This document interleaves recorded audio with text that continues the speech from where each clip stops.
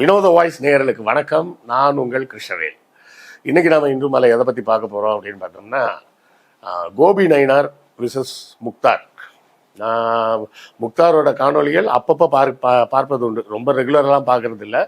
முக்தாரின் அந்த ஸ்டைல் வந்து கொஞ்சம் எனக்கு பிடிச்சிருக்கும். அதாவது இந்த ரிப்பப்ளிகன் டிவியில் வந்து வருவார்னு நினைக்கிறேன், அர்னாப் கோஸ்வாமி மாரி அந்த ஸ்டைலில் வர்ற விருந்தினரில் கார்னர் பண்ணுற மாதிரி பேசுறது. அதில் என்ன சுவாரஸ்யம் அப்படிங்கிறத பற்றி தான் விரிவாக இன்னைக்கு பார்க்க போகிறோம். நம்ம வீடியோவில் அடிக்கடி நம்ம வந்து அப்புறம் நண்பர்களே புத்தகம் வாங்குன்ற போடுறதெல்லாம் வந்து நிறைய பேர் கேலி பண்ணுறாங்க. கேலி கிண்டல்லாம் பற்றி நம்ம கவலைப்பட வேண்டிய அவசியம் இல்லை. எத்தனையோ காமெடி பண்ணுறவங்க சேனல்லலாம் என்ன பண்ணுறாங்க, என்ன சப்போர்ட் பண்ணணும்னு நினச்சிங்கன்னா நீங்கள் பணம் அனுப்புங்கன்னு கேட்குறாங்க. நம்ம என்ன பணம் அனுப்புங்கன்னு கேட்குறோமா? சேனல் நடத்த பணம் தேவைப்படும். அப்படி தேவைப்படக்கூடிய பணத்தை நீங்கள் புத்தகம் வாங்கினால் உங்களுக்கு புத்தகங்கள் வாங்கிய அந்த புத்தகங்களாகிய அறிவாயுதம் உங்கள் கைக்கு கிடைக்கும். அதன் மூலமாக எங்களுக்கு கிடைக்கக்கூடிய பணத்தை வைத்து நாங்கள் இந்த சேனலை நடத்த முடியும் அப்படின்னு தான் நம்ம சொல்கிறோம். ஸோ புத்தகம் வாங்குங்க அப்படின்னு நான் கேட்பதில் நான் கூச்சப்படவில்லை. அதை பார்ப்பதற்கு நீங்களும் சலிப்படைய வேண்டிய அவசியம் இல்லை. புத்தகம் வாங்க முடியாதவர்கள் லைக் போட்டாலும் சப்போர்ட்டு தான், ஷேர் பண்ணாலும் சப்போர்ட்டு தான், சப்ஸ்கிரைப் பண்ணாலும் சப்போர்ட்டு தான், ஏன் கமெண்ட் போட்டிங்கன்னா கூட சப்போர்ட்டு தான். ஸோ ஏதாவது ஒரு வகையில் உங்கள் ஆதரவை நம்ம சேனலுக்கு கொடுத்துக்கிட்டே இருங்க. என்ன சார், அர்னாப் கோஸ்வாமியோட சேர்த்து கொண்டு போய் இவரெல்லாம் சேர்க்குறீங்க? அவர் நேஷனல் மீடியாவில் பேசிகிட்டு இருக்கிறாரு, அதுவும் கோடி மீடியாவில் பேசிகிட்டு இருக்கிறாரு, இவர் திராவிட கருத்தோடு பேசிகிட்டு இருக்கிறாரு. அப்படிங்கிறப்ப அந்த ஸ்டைலில் நம்மகிட்டே ஒரு ஆள் இருக்காருன்றது சந்தோஷம் தானே. அந்த மகிழ்ச்சியில் தான் சொன்னது. எல்லாரும் ஒவ்வொரு ஸ்டைல் எடுப்பாங்க. இவர் எடுத்திருக்கிற ஸ்டைல் வந்து அந்த விவாத நிகழ்ச்சிகளில் எல்லாம் கத்தி கத்தி பேசுகிறாங்கல்ல, அதே மாதிரியான ஒரு ஸ்டைலில், ஆனால் புள்ளி விவரங்களோடு மடக்கி பேசுறது தான் வந்து முக்தாரோட ஸ்டைலு. கோபி நயினார் உண்மையிலே சொல்லணும்னா தெரியாதனமாக போய் சிக்கிட்டாரு அப்படின்னு சொல்லணும். முதல்ல வந்து கேட்கும்போது கார்னர் பண்ணுறது அப்படின்னு சொல்லுவாங்கல்ல, அதை வந்து முக்தார் ரொம்ப தெளிவாக பண்ணியிருப்பார். முதல்ல எடுத்த உடனே அந்த கார்னர் பண்ணுற வேலையை தெளிவாக பண்ணிட்டாரு. அப்போவே கோபி நயினார் வந்து கொஞ்சம் சுதாரிச்சிருக்கணும், சுதாரிக்காமல் இருந்துட்டார்.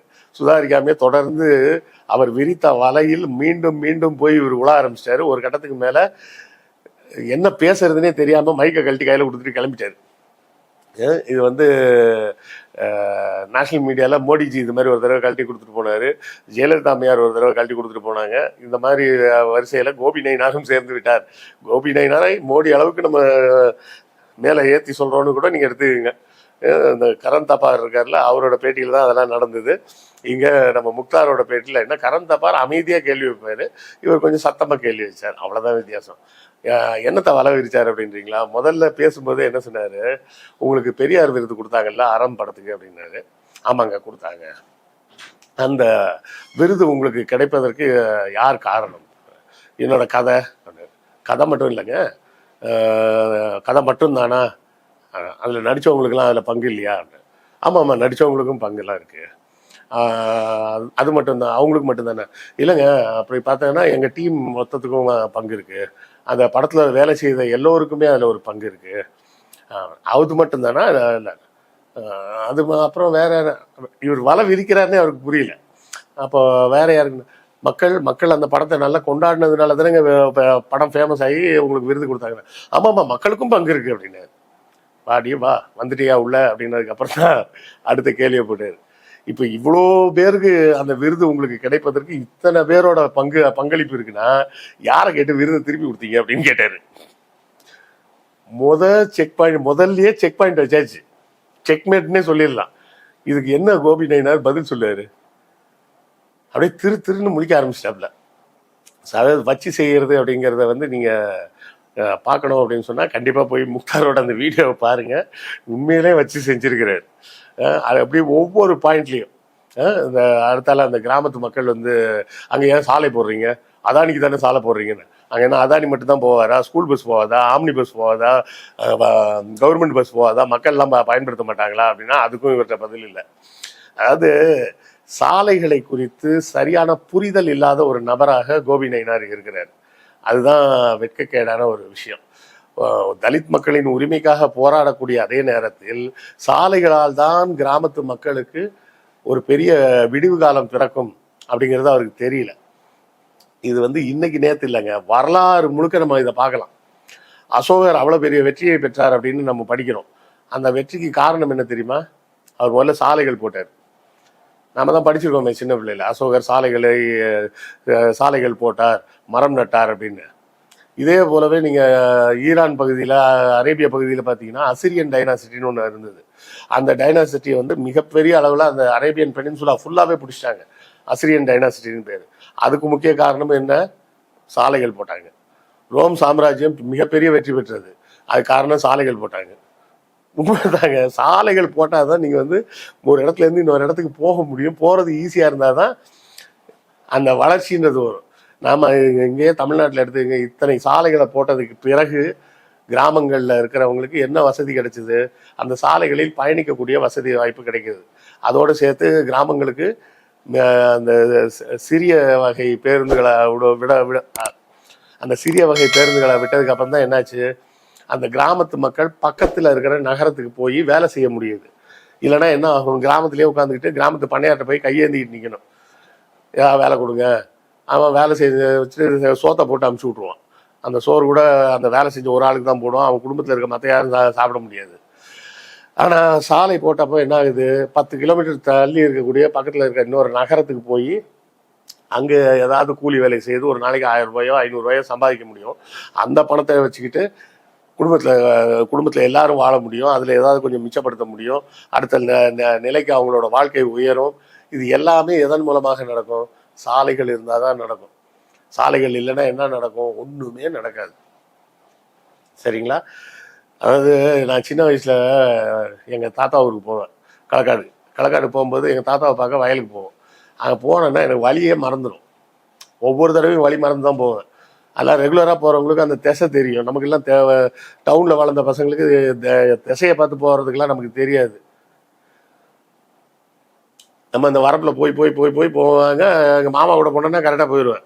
மாமா இல்லாமல் நான் தனியாக போனேன்னா ஒரு மணி நேரம் ஆயிரும். சுற்றி அடித்து எங்கேயாவது யாரையாவது கூப்பிட்டு எங்கள் நல்லமுத்து தாத்தா வயல் எங்கே இருக்குன்னு யாரையாவது, அதாவது வயக்காட்டுக்குள்ளே யார் ஆள் வருவா, யாரையாவது ஒருத்தரை பார்த்தா தான் வழி கேட்க முடியும். பார்த்து இது அவர் ஒரு வழியை சொல்லுவார். அப்படியே குத்துமைப்பாக ஒரு வழியாக போய் சேருவோம். இப்போ ரீசெண்டாக ஒரு 10 வருஷம் முன்னாடி போயிருக்கிறேன். மாமா வயலுக்கு போகலாம் வரியா அப்படின்னு கேட்டார். போகலாம் மாமா, ஆனால் ரொம்ப தூரம் நடக்கணுமே அப்படின்னா. ஏன் நடக்கணும், வண்டியில் போயிடலாம் அப்படின்னாரு. வண்டியில் வயலில் எப்படி போவார் அப்படின்னு பார்த்தா ரோடு போட்டிருக்காங்க.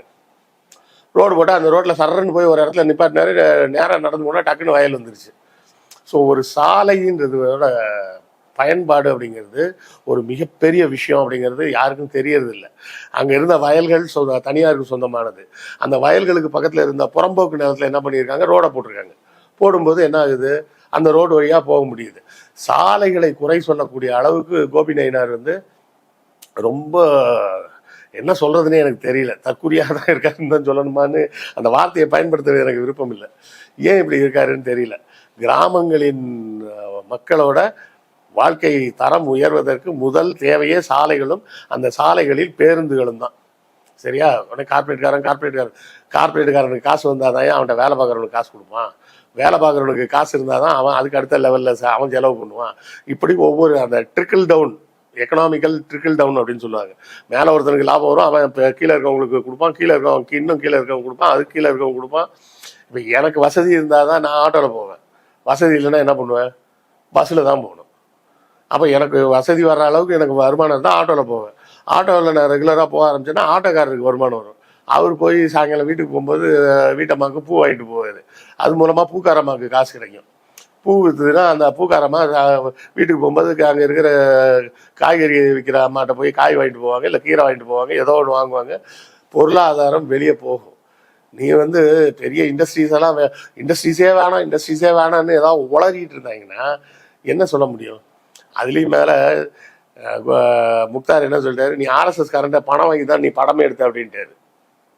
அதையும் தாண்டி இன்னும் நேரடியாகவே குற்றச்சாட்டு வச்சுட்டாரு. இந்த படத்துக்கு யார் பணம் கொடுத்தாங்கன்னு சொல்லி அந்த அக்ரிமெண்ட் போட்ட 50 ரூபா பத்திரத்தையும் எடுத்து ஸ்க்ரீன்லேயே போட்டு காமிச்சு யார்கிட்ட வாங்கினா என்னன்னு, நீ வந்து கார்பரேட்காரன்ட்ட காசு வாங்குறது எனக்கு தெரியாதா அப்படின்னு போட்டு உடச்சிட்டாரு. நீங்கள் வந்து மாவட்ட செயலாளராக இருக்கும்போது மாதம் 5 லட்ச ரூபா அங்கே இருக்கிற ஆளுங்கள்ட்ட மிரட்டி வாங்கிட்டு இருந்தீங்க. இப்போ மாவட்ட செயலாளர் இல்லைன்றதுனால மாதம் 5 லட்ச ரூபா காசு கிடைக்கலன்றதுக்காக இப்போ போராட்டம் பண்ணுற. இந்த போராட்டத்துக்கு தலைவர் திருமாவளவன் உங்களுக்கு ஒப்புதல் கொடுக்கவே இல்லை. தலைவர்கிட்ட சொல்லாமையே நீங்கள் எப்படி ஒரு போராட்டத்தை அறிவிப்பீங்க அப்படின்னு கேட்டார். அப்போ இதுக்கெல்லாம் போராட்டம் பண்ணுறீங்களே, வேங்கவேலுக்கு என்ன பண்ணு அவரே தேவையில்லாமல் கோபி நயினார் வாயை விட்டாப்புல. விட்ட உடனே இவர் பிடிச்சிக்கிட்டாரு. நீங்கள் போனீங்களா? நான் போகலன்னு தெரியுமா அப்படின்னு கேட்குறாரு. நீங்கள் போகல எனக்கு தெரியும் அப்படின்ட்டாரு. நீங்கள் நிரூபிச்சு காட்டுங்க நான் போனேன்னு. இல்லை நான் இப்போ தான் போராட வந்திருக்கிறேன். 7 வருஷம் கழிச்சு நீங்கள் தான் போராட வந்திருக்கீங்களா? நான் இப்போ தான் வந்திருக்கிறேன், நான் கொஞ்சம் லேட்டு, நான் கொஞ்சம் தூங்கு மூஞ்சி, நான் ஒரு சோம்பேறின்னு வச்சுக்கணும். இவரே தன்னைத்தானியே மட்டம் தட்டி பேசும் அளவுக்கு முக்தார் கோபி நயினாரை ஒரு வழி இல்லை பண்ணாமல் விட்டார்.